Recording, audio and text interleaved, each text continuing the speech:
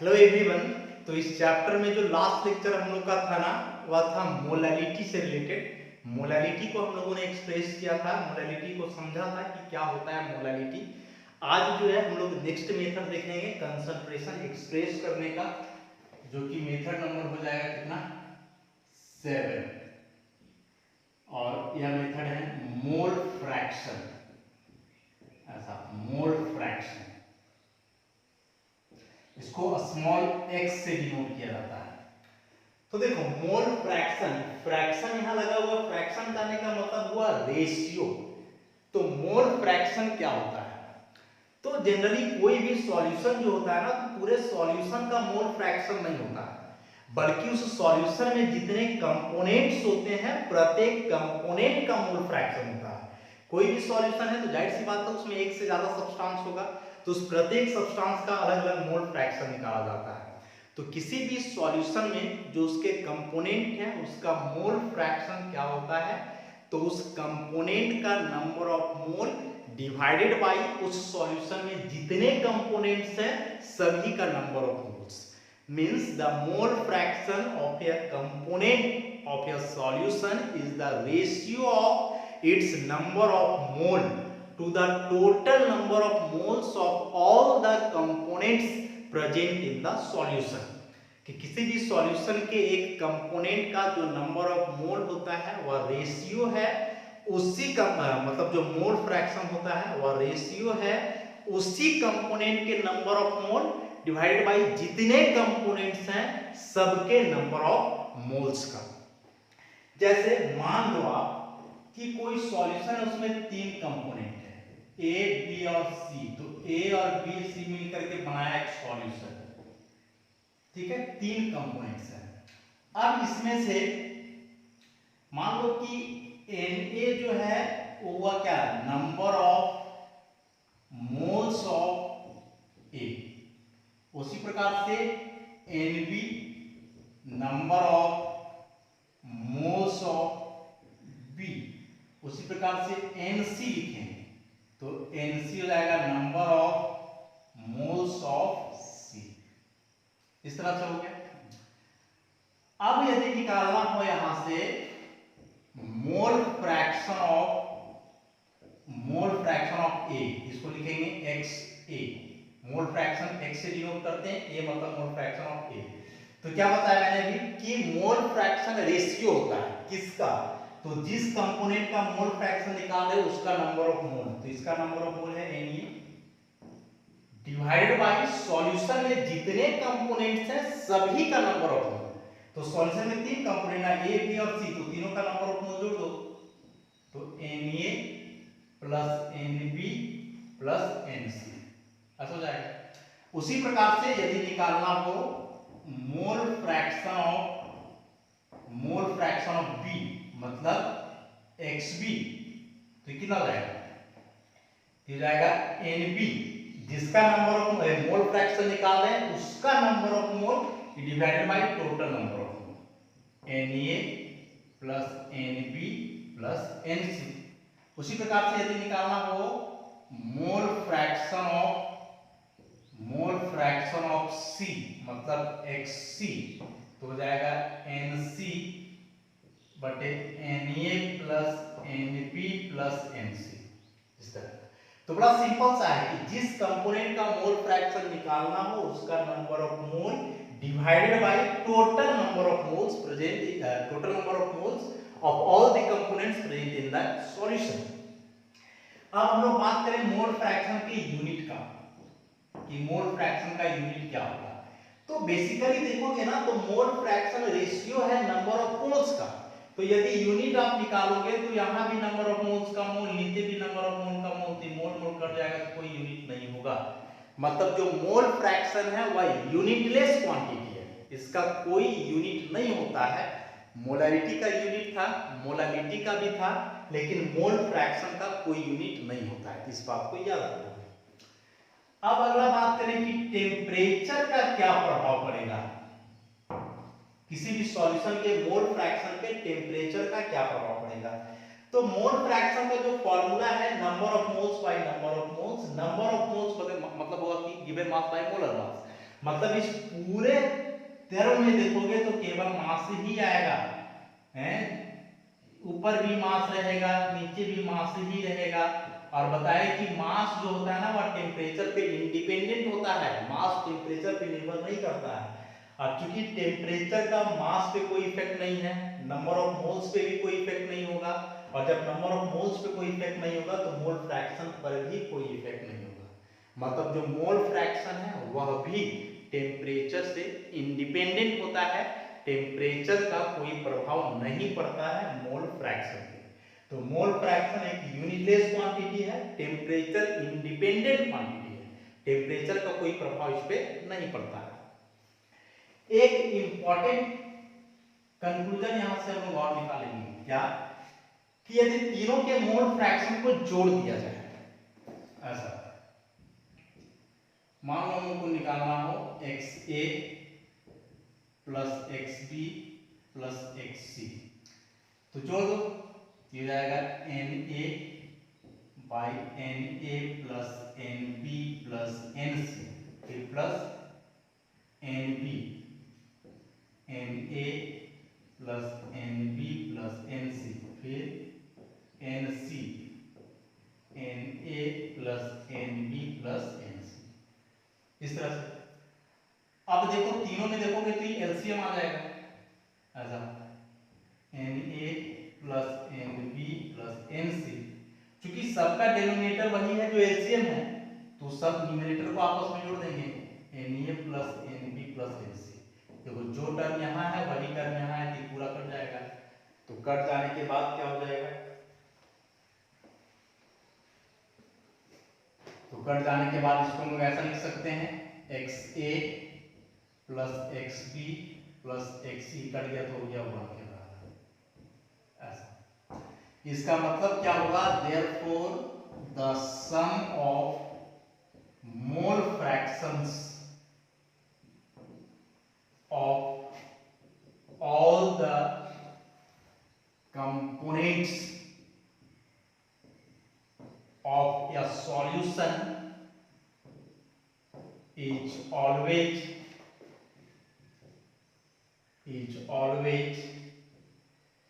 equal to 1, ऐसा।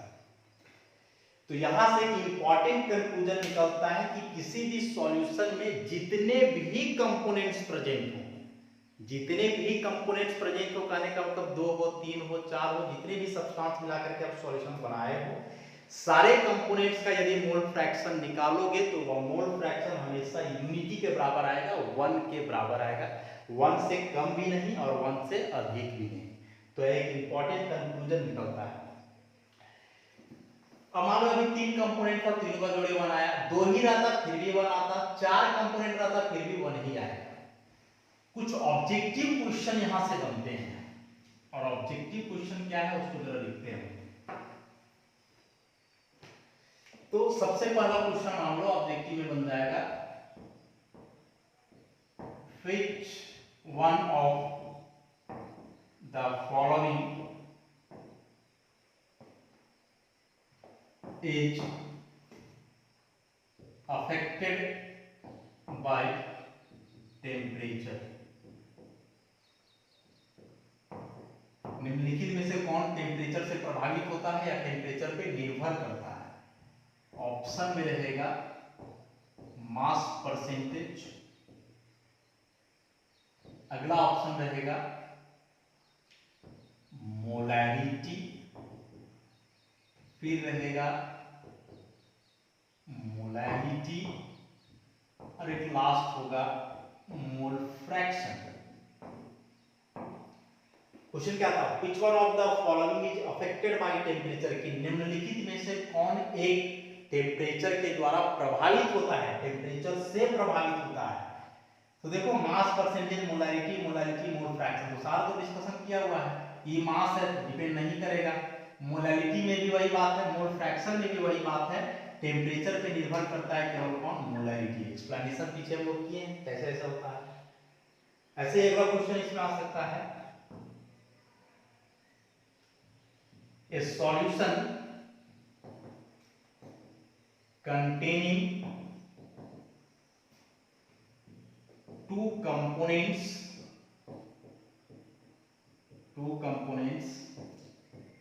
P and Q. If the mole fraction of P is 0.7, then what will be the mole fraction of Q. ऐसा कि कोई solution है, उसमें दो components हैं P और Q, जिसमें से P का मोल फ्रैक्शन है 0.7, तो Q का मोल फ्रैक्शन क्या होगा? तो देखो सॉल्यूशन में दो ही कंपोनेंट है, P और Q मिलकर के बना है सॉल्यूशन। अब हम लोग जो पढ़े कि किसी भी सॉल्यूशन में जितने कंपोनेंट्स हो सबका मोल फ्रैक्शन को यदि जोड़ दो तो वह आता है कितना, 1 के बराबर।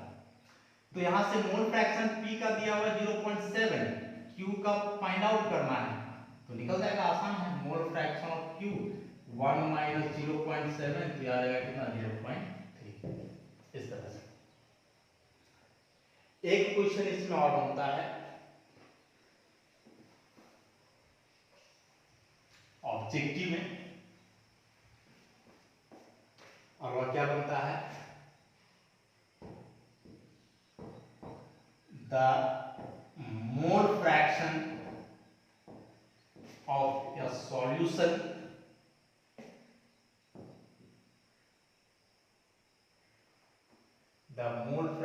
of a solution is always, option में रहेगा less than 1, greater than 1, equal to 1, और लास्ट में रहेगा डिपेंड्स अपॉन टेम्परेचर, टेम्परेचर पे निर्भर करता है क्या होगा। तो अभी बताया कि सॉल्यूशन का जो मोल फ्रैक्शन है टेम्परेचर पे निर्भर तो करने से रहा, और यहाँ भी लिखे कि जो कंपोनेंट है सबका मोल फ्रैक्शन जोड़ दोगे तो पूरे सॉल्यूशन का मोल फ्रैक्शन यूनिटी के बराबर आता है 1, मतलब इक्वल टू 1। तो ऐसे जो है कुछ ऑब्जेक्टिव क्वेश्चंस भी बनते हैं। एक हम लोग न्यूमेरिकल सॉल्व करेंगे निकालने के लिए कि मोल फ्रैक्शन कैसे फाइंड आउट करते हैं।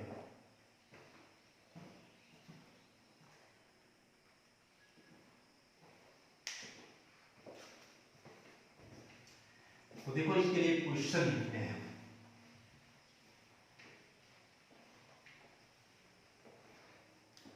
और क्वेश्चन हम लोग क्या लिखेंगे,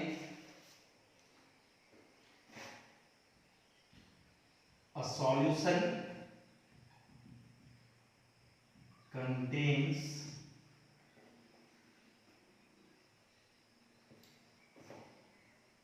25% water, 25% ethanol and a rest of acetic acid by mass, ऐसा calculate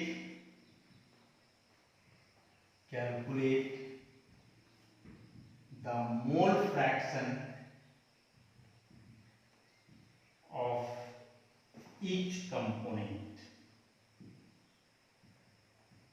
ऐसा क्वेश्चन है। कोई सॉल्यूशन है, देखो इसमें 3 कंपोनेंट दिया हुआ है, बोल रहा है कि सॉल्यूशन में 25% वाटर है बाय मास, 25% इथेनॉल है और बाकी क्या है, एसिटिक एसिड, बाय मास लिखा हुआ है। तो बताया था कि यदि बाय मास हो और परसेंट में हो तो हम लोग सॉल्यूशन का मास कंसीडर करेंगे 100 ग्राम, और उसमें से जितना परसेंट कंपोनेंट लिखा हुआ है उतना ग्राम हो जाएगा उसका मास। तो यहां से हम लोग निकाले mass of water in the solution, कितना जाएगा 25 ग्राम। नंबर ऑफ मोल्स भी निकालते चलो, क्योंकि मोल फ्रैक्शन निकालने के लिए नंबर ऑफ मोल्स की आवश्यकता है। तो यदि हम लोग निकालें number of moles of water, तो फॉर्मूला क्या हो जाएगा, given mass by molar mass, नहीं given mass of H2O by molar mass of H2O। तो गिवन मास हुआ 25 ग्राम, मोलर मास होता है 18 ग्राम पर मोल। तो इसको सॉल्व करो, या 25/18 मोल, ग्राम ग्राम तो कट जाएगा। तो number of moles of H2O हम लोग का आया कितना, 25/18 मोल, निकल गया। उसी प्रकार से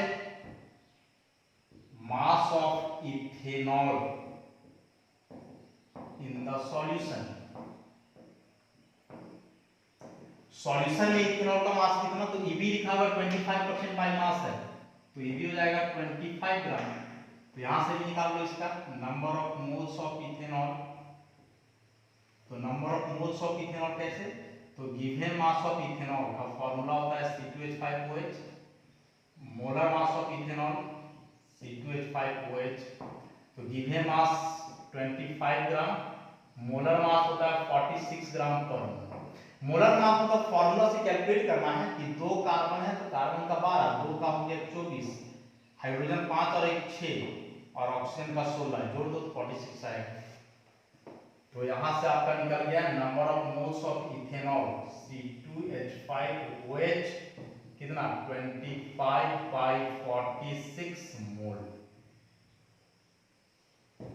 इस तरह से अब तीसरा कंपोनेंट इसमें एसिटिक एसिड, एसिटिक एसिड कितना परसेंट में लिखा हुआ है, रेस्ट ऑफ एसिटिक एसिड। अरे भैया तो क्या बताया कि मास लेना हम लोग को पूरा 100 में 25 ग्राम वाटर है, 25 ग्राम इथेनॉल है, तो बाकी बचा कितना, 50 ग्राम। तो वही 50 ग्राम मास जाएगा किसका, एसिटिक एसिड का। यहां से हम निकालेंगे सही कि मास ऑफ एसिटिक एसिड, तो 100 माइनस 25 प्लस 25 हो जाएगा 50 ग्राम है। नंबर ऑफ मोल निकालो एसिटिक एसिड का, तो given mass by molar mass, given mass of acetic acid का formula CH3COOH, molar mass CH3COOH। अच्छा, तो गिवन मास कितना हुआ इसका, 50 ग्राम, मोलर मास निकालो फॉर्मूला से, तो 2 कार्बन है, 2 कार्बन का 24, हाइड्रोजन 3 और 1 4, उसके बाद ऑक्सीजन 2, तो 16 गुना 2 32, तो हो जाएगा 50 जोड़ दो तो 24 और 4 28, 28 और 32 कितना हो जाएगा 60 ग्राम, सॉरी मोल में क्या हो जाएगा, इसको काट दो 100 भी कर सकते हो, तो इसको 5/6 मोल। ये क्या गया, number of moles of acetic acid. तो 3 कंपोनेंट है, तीनों का नंबर ऑफ मोल्स हम लोगों ने कैलकुलेट कर लिया है। अब इसका मोल फ्रैक्शन निकालेंगे, तो मोल फ्रैक्शन का क्या फॉर्मूला था उसको पुट कर देना है।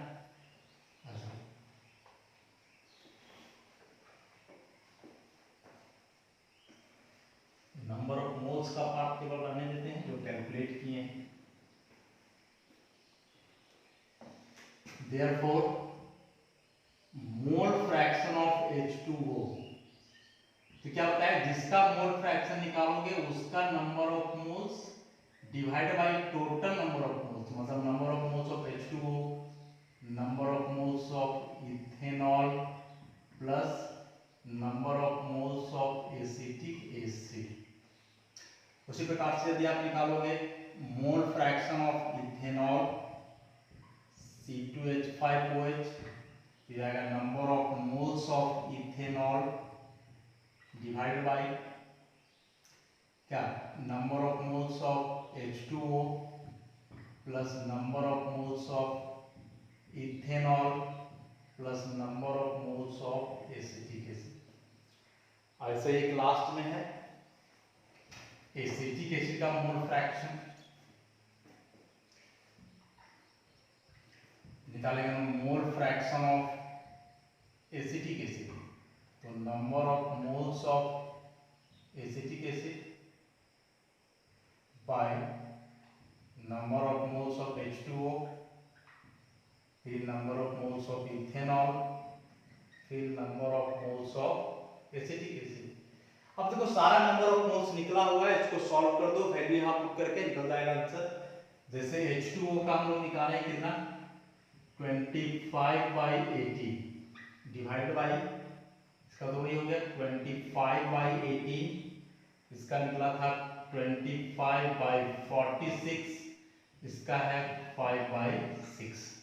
तो ई वाला टर्म को एक बार सॉल्व करोगे, क्योंकि ई जो है ना सब में है, तीनों में है नीचे वाला टर्म, इसको सॉल्व करोगे जो वैल्यू आएगा, फिर ऊपर वाला वैल्यू केवल सबका चेंज करेगा, पूरा सबको सॉल्व कर दोगे तो आंसर निकल जाएगा। और जब तीनों का मोल फ्रैक्शन निकाल दोगे तो तीनों को जोड़ के देखना 1 के बराबर आना चाहिए। हो सकता है एग्जैक्ट 1 नहीं है, 0.9 करके आ गए, तो उस तरह से उसको जो है 1 के बराबर लिख देना है।